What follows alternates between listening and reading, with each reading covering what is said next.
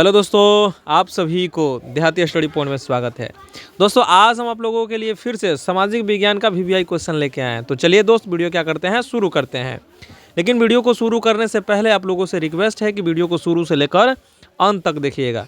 तो चलिए दोस्त, वीडियो क्या करते हैं, चालू करते हैं।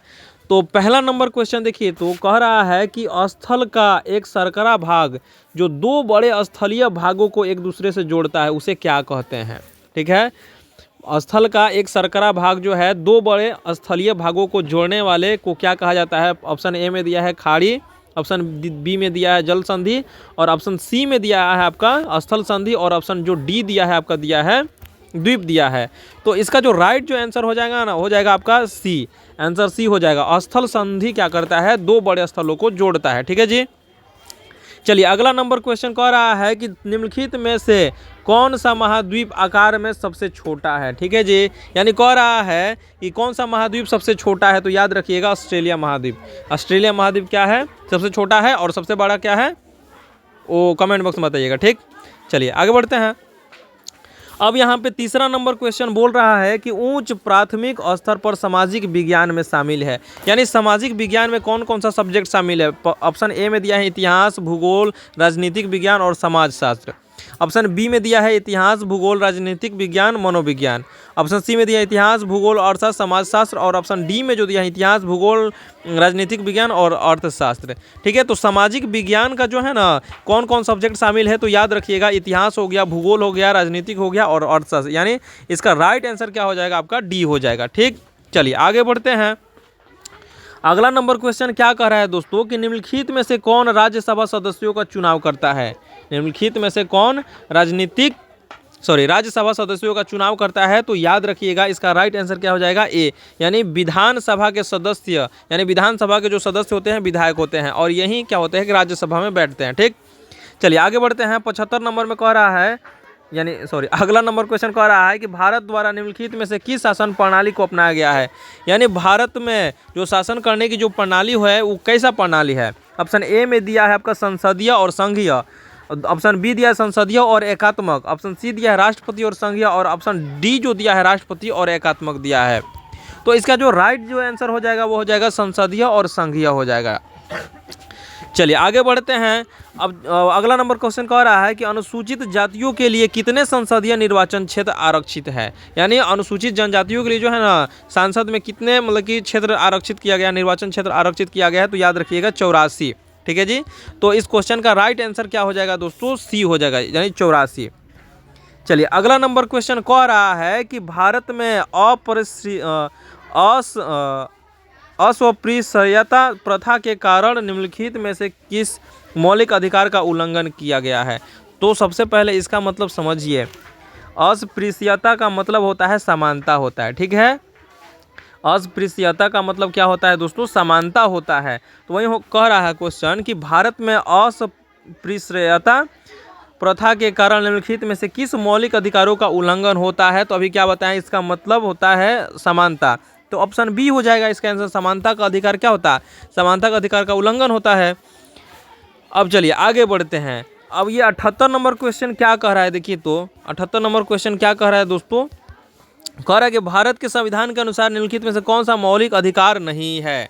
कौन सा मौलिक अधिकार नहीं है। ऑप्शन ए में दिया संपत्ति का अधिकार, ऑप्शन बी दिया शिक्षा का अधिकार, ऑप्शन सी दिया है शोषण के विरुद्ध अधिकार, और ऑप्शन जो डी दिया है आपका धर्म की आज़ादी का अधिकार। तो इसका जो राइट आंसर क्या हो जाएगा, ए हो जाएगा, यानी संपत्ति का अधिकार क्या है, मौलिक अधिकार नहीं है। चलिए आगे बढ़ते हैं। अब अगला नंबर क्वेश्चन पे हम लोग चलते हैं। नहीं जी, अगला नंबर क्वेश्चन फिर से वहीं आ रहा है कि अस्पृश्यता ... के आधार पर भेदभाव संदर्भित है, यानी समानता जो है किसके आधार पर होता जी।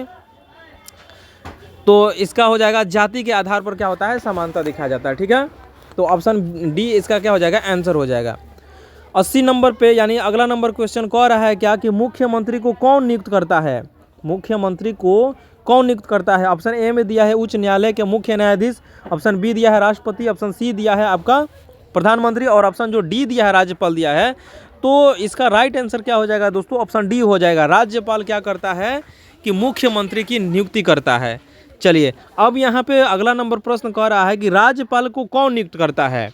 यहाँ तो हम लोग क्वेश्चन देखे थे कि मुख्यमंत्री कौन नियुक्त करता है, तो राज्यपाल। अब राज्यपाल को कौन नियुक्त करता है, तो याद रखिएगा ये राष्ट्रपति क्या करते हैं, राज्यपाल की नियुक्ति करते हैं। और राज्यपाल जो होता है ना, जिसको गवर्नर कहते हैं, जिस तरह क्या है भारत का सर्वे सर्वा जो पद होता है राष्ट्रपति का होता है ना, उसी तरह किसी राज्य का जो सर्वे सर्वा जो पद होता है वह होता है राज्यपाल का। ठीक, चलिए आगे बढ़ते हैं। अब अगला नंबर क्वेश्चन कह रहा है कि प्रधानमंत्री का चुनाव कौन करता है। प्रधानमंत्री का चुनाव कौन करता है। ऑप्शन ए में दिया है सांसद और विधायक, ऑप्शन बी दिया है मंत्रियों की परिषद, ऑप्शन सी दिया है आपका मुख्यमंत्री, और ऑप्शन डी दिया है सांसद दिया है। ठीक है, तो प्रधानमंत्री का जो चुनाव करता है ना वो करता है सांसद। तो इसका राइट आंसर क्या हो जाएगा दोस्तों, डी हो जाएगा।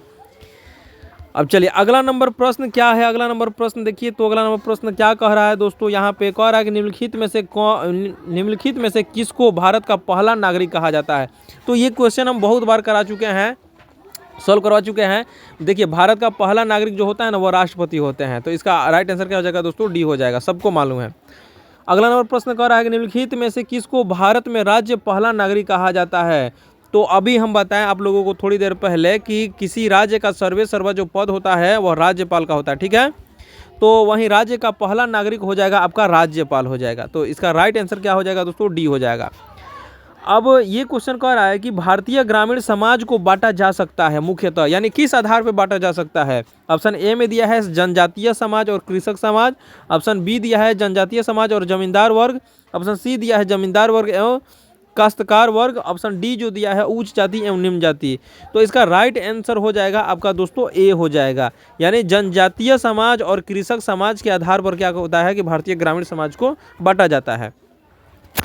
अब यहाँ पे प्रश्न कर रहा है कि भारत में वर्तमान राष्ट्रपति कौन है, यानी भारत के जो है ना अभी वर्तमान में राष्ट्रपति कौन है। तो सबको याद है कि द्रौपदी मुर्मू क्या है, भारत के अभी वर्तमान राष्ट्रपति है। तो इसका राइट आंसर क्या हो जाएगा दोस्तों, ए हो जाएगा।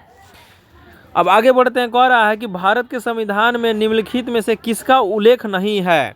निम्नलिखित में से किसका उल्लेख नहीं है। तो यहाँ पे दिया गया है ऑप्शन ए में नागरिकों के अधिकार, ऑप्शन बी दिया है राज्यों और केंद्र शासित प्रदेशों के नाम, ऑप्शन सी दिया है सरकार का ढांचा, और ऑप्शन जो डी दिया है राजनीतिक दलों के नाम। तो इसका राइट आंसर क्या हो जाएगा दोस्तों, डी हो जाएगा, राजनीतिक दलों का उल्लेख क्या गया, नहीं दिया गया। ठीक है, अब ये अगला नंबर प्रश्न कर रहा है कि राज्यसभा में सदस्यों को कौन नामांकित करता है। राज्यसभा में सदस्यों को कौन नामांकन करता है।